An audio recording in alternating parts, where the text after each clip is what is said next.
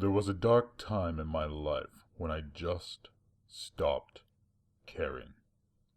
I stopped caring about my goals and ambitions. I stopped caring about my social life. After a while, I even stopped caring about my health. It might have been depression, but it felt deeper than that to me, and it led me down an unhealthy road. I was a pill popper, addicted to sleep aids. It became a chemical dependency, but I had already fallen deep into the addiction long before then. I slept all of the time, 12-hour nights, 5-hour naps, and even my waking hours felt hazy.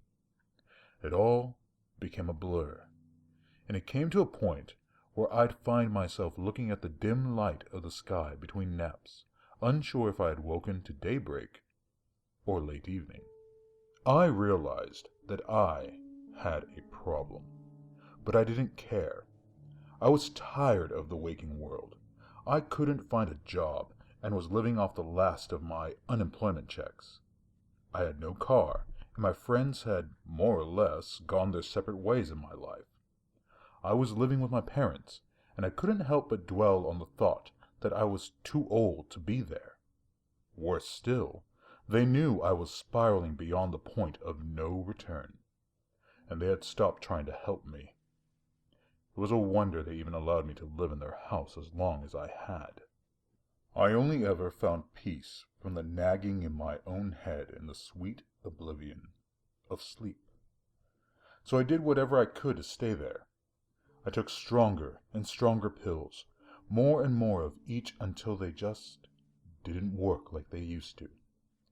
When the over-the-counter stuff no longer hit the spot, I drove into prescription-strength cocktails and washed them all down with the bottle of Jack Daniels that I kept under my bed, like a dirty secret.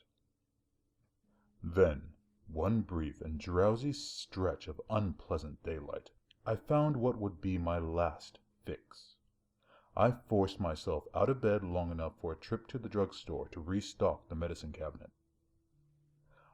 I was a regular face there, and they knew I was an addict.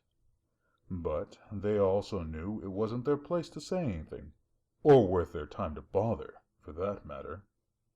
They never spoke a word to me beyond giving me the price and asking for an ID, and that's how I preferred it. I usually left with an armful of great variety. I didn't even bother looking at the names anymore, just so long as they had what I needed: Zolpidem, Doxepine, Trazodone, or whatever else did the trick. There was one box, however, that caught my attention on that particular run. It stood out so sharply that I dropped the other 10 I'd gathered just to pick it up. It was a small box, no longer than a pack of cards sitting alone on an otherwise empty shelf. It was entirely black. No graphics, no instructions, no warning labels, not even a UPC code. Completely blank except for one word printed in tiny white text in the center of the front face. Time. What did that mean? Time for what? Time for bed, I muttered to myself, snickering at my own less than clever quip. I was intrigued, but not in a clear enough state of mind to contemplate it further, nor apparently to show discretion, because the mysterious box found its way into my pocket long before I stepped up to the checkout counter. I wasn't a thief by nature, but it clearly wasn't a part of their inventory. Whatever it was, I wanted to try it, and I wasn't about to risk confiscation so they could avoid the legal risk of selling it or giving it away. By the time I made it home, I could think of nothing but the black box. I tossed the bag of other goodies to the nearest surface I could find, which might have been the floor. I don't remember. The box had my undivided attention. I only remember sitting on the edge of my bed and staring at it with a fascination uncharacteristic of my mental state, slowly thumbing over its edges for a tab or inward fold. In my absent-mindedness, My nerves jumped slightly when my fingertip grazed the gap and crease, and I slowly pulled the tab loose. I slid from the box a bubble pack with only one cell containing a single pill. Jet black, without markings or imprints. If I had a mind to identify it, the pill itself provided no more clues than the enigmatic package in which it came. Truth be told, though, I didn't really care. The fact was that my self-destructive behavior had turned blatantly suicidal. It could have been a multivitamin. It could have been cyanide. I was going to take it regardless, and the possibility of poisoning or death wouldn't deter me. So, with a shrug, I pressed the pill from its cell and held it in the palm of my hand. I intended to take it without a second thought, but I hesitated again despite myself. It felt strange in a way that I still can't quite explain. It wasn't any form of pill that I recognized.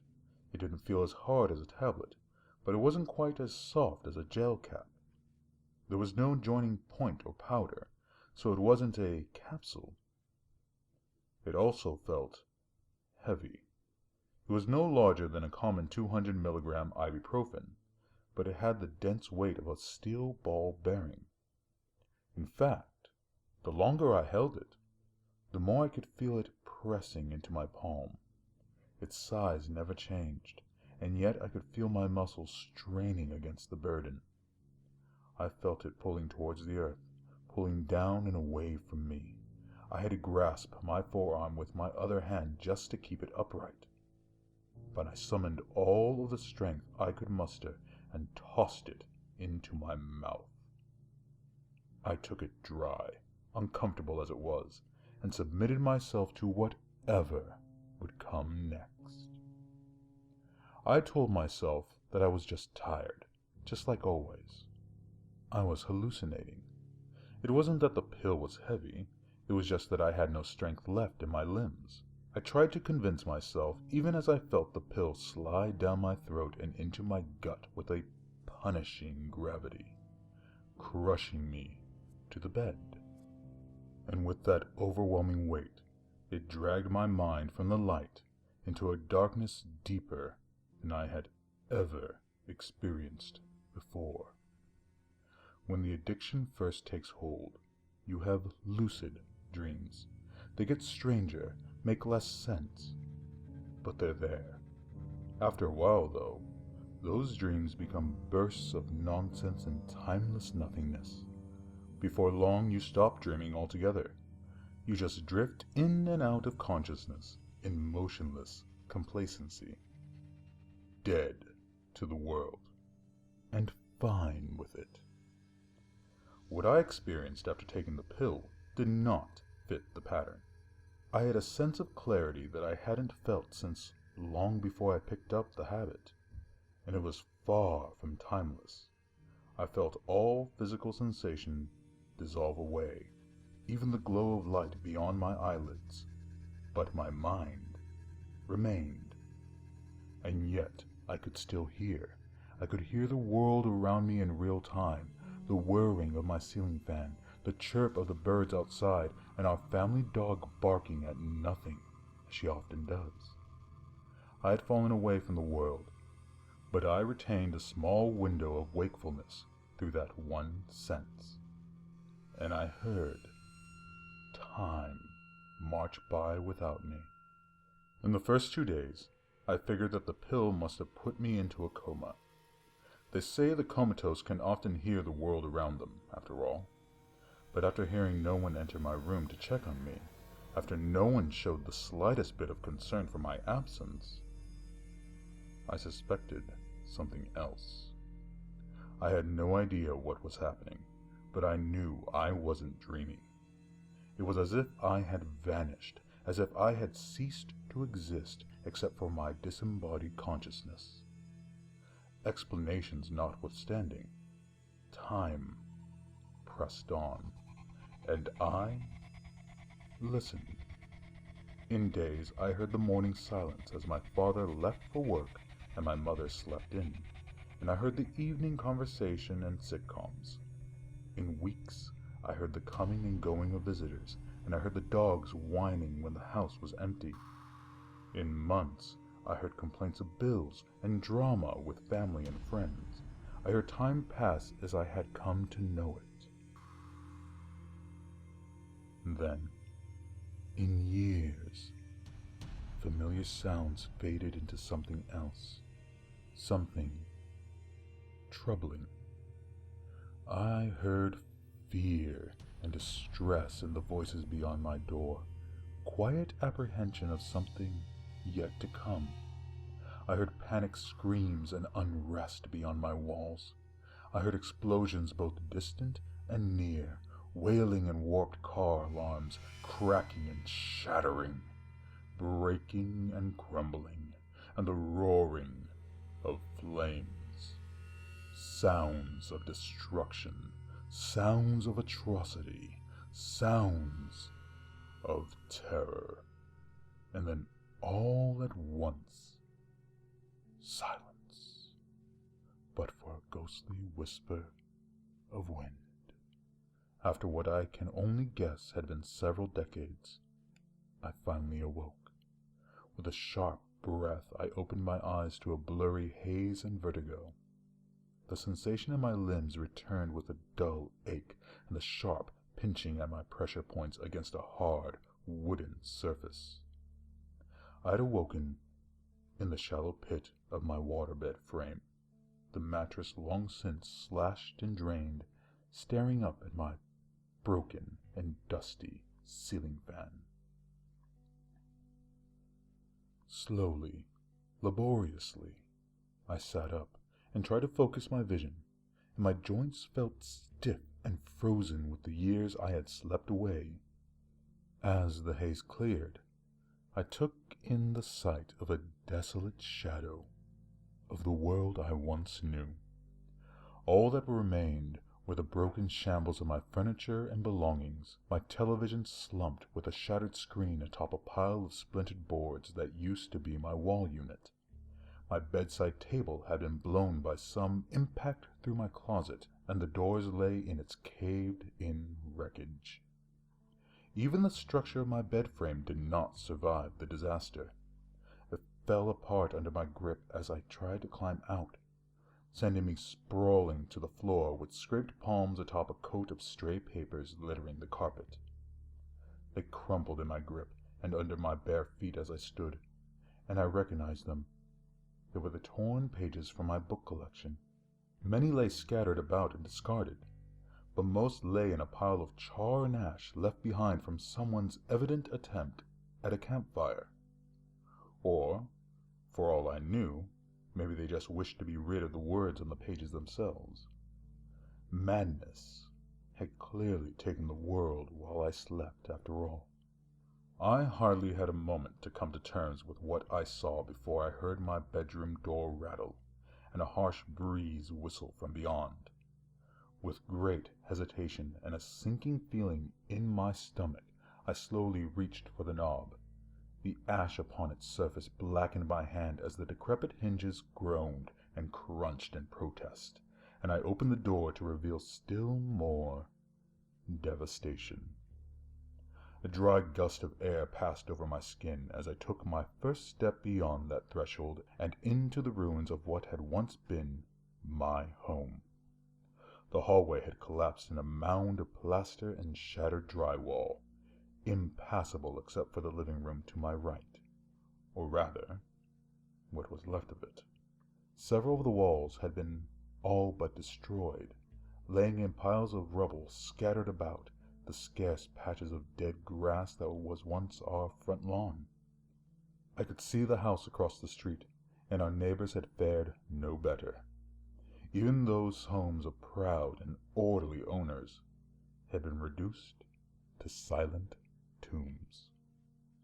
Words escaped me. I could barely breathe. There were too many questions, too few answers.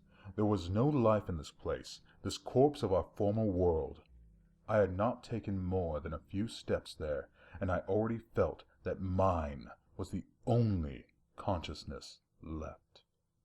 I could only stare in awe at the aftermath of an unknown cataclysm, marvel at the dreaded hopelessness of it all. It consumed me. It took me a few minutes before I gathered the will to move again. Ash and dust exhumed like a forlorn sigh from the carpet with every step, and I stopped a few more paces in. My father's impressive entertainment center sat upon the teetering surface of its broken stand, the LCD screen cracked and bleeding, and its housing weakly holding together with a few bolts and screws. My mother's bell collection had mostly fallen to ceramic shards and powder upon their warped shelves. The kitchen stove and refrigerator lay overturned upon fractured tiling, and all of the area rugs had been either burned or torn, mostly both. The only structure still standing with its original integrity was the dining room table, and upon it sat a familiar object that struck my heart with pain and longing. A decorative glass chess set with a game in progress, covered in cobwebs and that same coat of ash. Chess was sacred to me. It was a pastime my father and I shared, and an experience over which we bonded throughout my childhood. It was the source of many of my fondest memories. Clubs, statewide tournaments, time on the road, and finally feeling like one of the grown-ups. Skill on the board knew no age. The moment I saw it, I missed my dad, and I missed the world. I slept away. Then, just as I went to touch one of the pieces, I heard a raspy voice over my shoulder. "It's my son's move." With a startled jump, I quickly turned to face the sound. There, seated in their recliners as always, were the withered ghosts of what had once been my parents. I said that mine was the only consciousness that I could feel, and the image before me didn't change that fact. As they were, they might as well have been a part of the mangled furniture. They had once been relatively heavy people, and had since been reduced almost literally to skin and bones. They had turned paler than I had ever seen any living thing. Even my father, a black man, had taken on a complexion as white and dry as the ash coating everything else in the room. "Dad?" I tried to get his attention, but I received no response, not even a turn of the head. I approached him with the smallest of steps, and I struggled to find words. "Dad, what happened?" Still no response. I knelt before him, trying to make eye contact that he never returned, and his eyes were cracked, red, and soulless. It was like he didn't even see me, and it choked me up. "Dad, it's me. It's Aaron. Can you hear me?" At last, he spoke. "It's my son's move. Mate in 3. My win. Mate in 3. Or 4. He didn't speak to me, but past me and into thin air. A mindless ramble. Knight to Queen's Rook 7. Bishop to 2. I shook my head in despair. I turned to my mother, watched her stare blankly into the middle distance with shallow, almost undetectable breaths.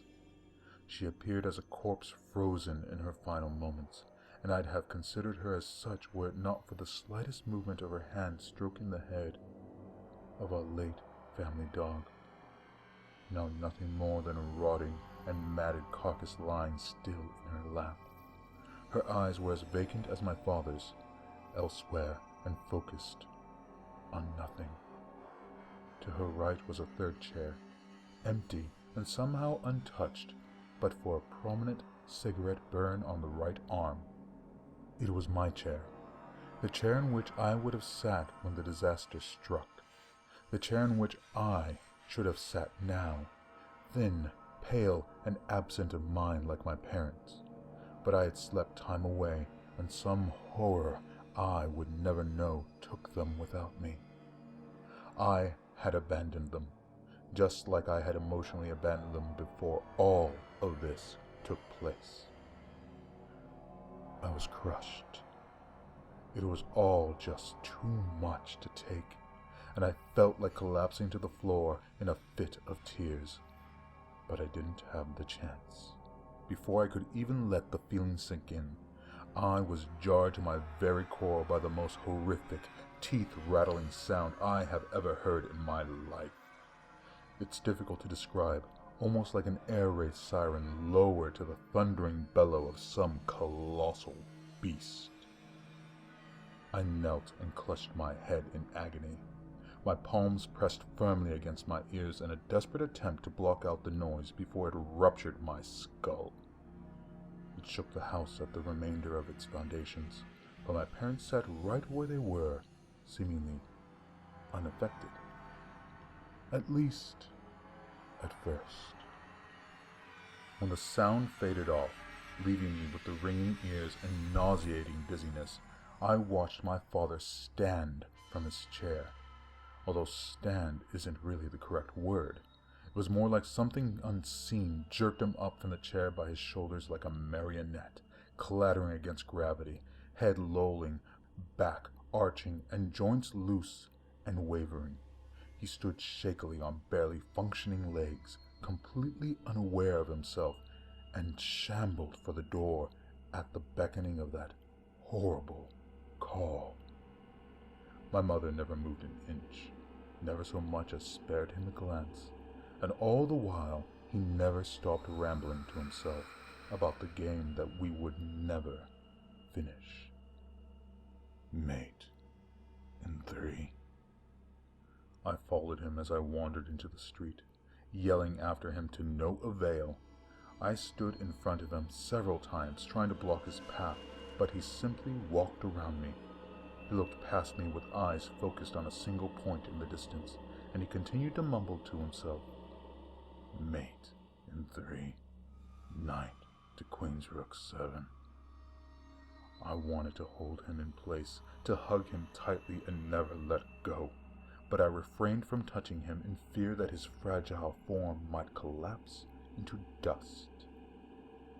I couldn't stop him, so I followed him. I don't know why. I suppose I just wanted to protect him from whatever harm was sure to come. He may have been an empty shell, maybe not even my father anymore, but I still loved him. For the first few blocks, I couldn't see where he was going, but his path was a straight shot without any regard for the former rules of the road that, for me, were still so deeply ingrained. No need to use crosswalks or look both ways, since speeding vehicles were clearly no longer a hazard. And even if they were, he was too lost in his days to care for his own safety. The farther we walked, the more horrific the destruction appeared. Rusted and severely dented cars with shattered windshields, some missing doors, buildings fallen to piles of bricks, upturned pavements and broken signs, wayward papers and garbage blowing in the wind, leaning street lamps, dangling stoplights, and snapped power lines without a single spark of electricity. Utter ruin, as far as the eye could see, nothing left whole. But I noticed something far more telling. Most of the cars were still parked except for a few remaining in their lanes on the road, and almost all sat firmly on all four wheels. I could see no signs of riots or looting, no police barricades, no military presence. Like my parents in their chairs, everything stood where one would expect to find it on any uneventful day. There were a few overturned garbage cans here and there, and some remnants of bonfires, but few and far between. Regardless of the prolonged sounds of horror I heard in my sleep, whatever happened seemed to have happened in a flash, a matter of minutes or seconds to reduce the world to that pitiful state. I'd assumed that there must have been very few survivors, and even most of them had likely perished shortly after. But that thought didn't last. We weren't alone for long. As we stepped onto one of the main streets, a great many shambling husks of former people joined us, all as ailing as my father.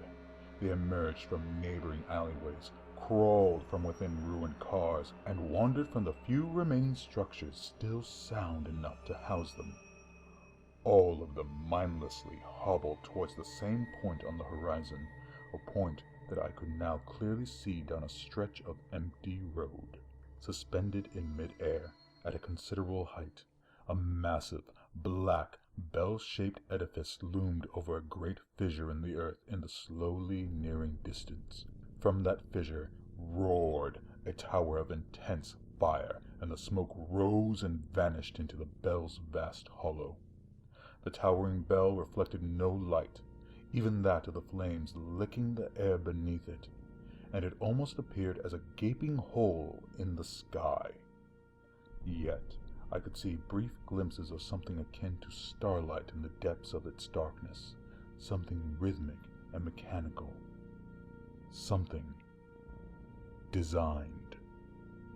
As we pressed slowly onward, we were joined by even more hobbling shells of former people, packing ever closer as we neared the bell like a parade of the living dead. I looked around me, and I noticed familiar faces among them, mumbling and groaning like the rest. My younger brother Adam silently walked hand in hand with my 7-year-old niece, Charlotte, and she wheezed as though struck with a bout of asthma. Juan, one of my best friends of 23 years, walked several steps ahead of his wife, Karina, who dragged her broken leg. Old co-workers kept their pace in the crowd, and family and friends I hadn't spoken to in ages followed just as near. They came from all across the city to converge beneath the bell, gathering to a stifling mass that bunched together, shoulder to shoulder, until there was no direction to move but forward. And as more of them came, I could feel a new, menacing presence among them. It somehow managed to weave in and out of the crowd, though, unlike the walking husk I had seen so far, this presence was watchful and very much aware, shepherding and guiding the lost souls around me. They drifted by in small groups, perhaps more than I perceived, perhaps fewer. They only appeared for fleeting moments at the farthest corners of my vision, vaguely humanoid shadows that retreated from direct sight, much like floaters in the eye. They defied clear identification, and they came in all sizes from impossibly diminutive gnomes to imposing giants, but each as elusive as the last. Whatever they weren't human, and they meant us harm. I don't know how I knew, but I was sure they were the ones who destroyed our world. We marched ever nearer to the bell in the sky, and the dark things began to take a particular interest in me. They could tell that I still retained whatever spiritual essence they had since torn from everyone else. They appeared more directly to me, briefly but plainly. I could see their inhuman faces, and some wore expressions of what might have been confusion. Some were obviously grinning. I could hear their voices, no speech that I could recognize, but meaningless grunts, and at times I thought I heard laughter.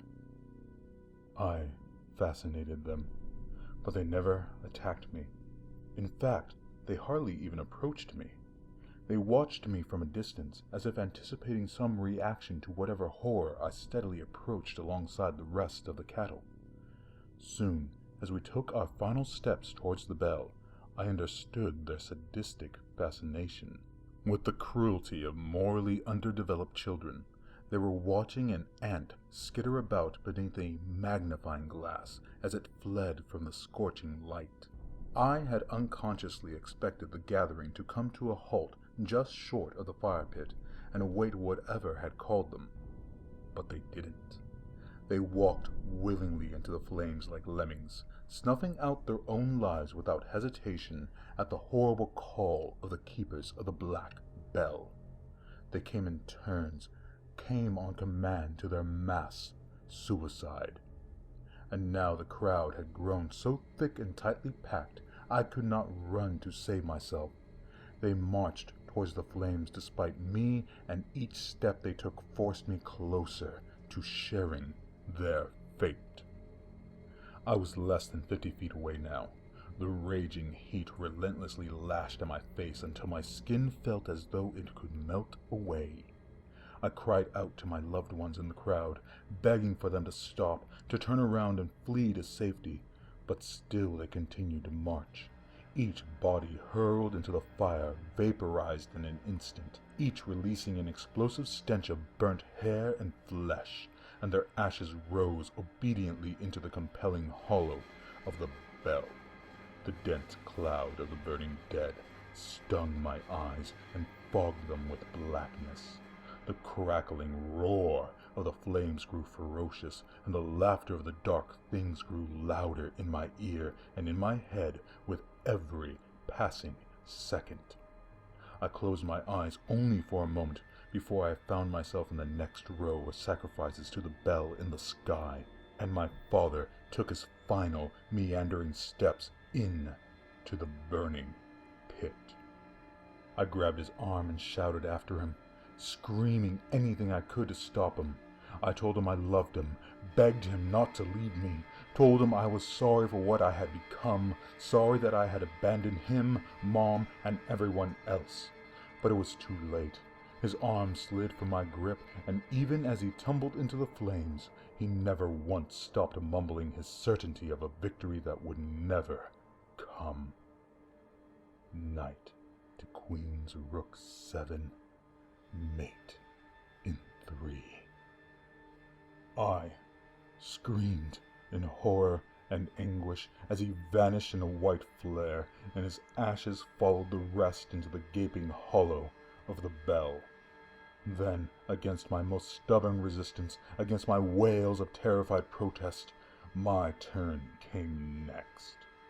The last thing I saw was the horde of dark things watching me from the other side, chuckling with satisfaction as the crowd at my back shoved me into the pit. And, with a white-hot flash, my mind fell into the darkness of sleep once more. Of course, I lived to tell this tale. I awoke moments later in my bed, in my still-standing house, and to the sound of my family talking and laughing in the next room. I never took another pill after that, not so much as a harmless vitamin tablet. It might be a disappointment to any horror enthusiast hearing that it was all a dream after all, but I am still not certain of that. Regardless, whether it was a nightmare or not, I felt that I had been given a second chance, and I did not waste it. It was time to get my life back on track. I doubled my efforts to find a job, and I moved out of the house a few weeks later.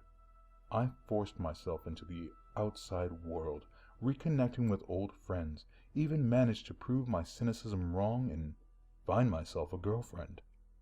After pressuring him for a while, I convinced my father to start playing in chess tournaments with me again, and we've never been closer. I learned a much-needed lesson that day, and my life has turned around for the better. Still, the dream continues to haunt me, and the fear has never left me. I'm still paranoid at times. I still hear the maddening chuckle of the dark things in the night, and I'm terrified of open flames. Condemned buildings and wrecked cars send my mind reeling with memories of the wasteland I saw. Most of all, one haunting observation ceaselessly torments me these days. You see, when I had that dream, there was only one recliner in our living room, my father's chair.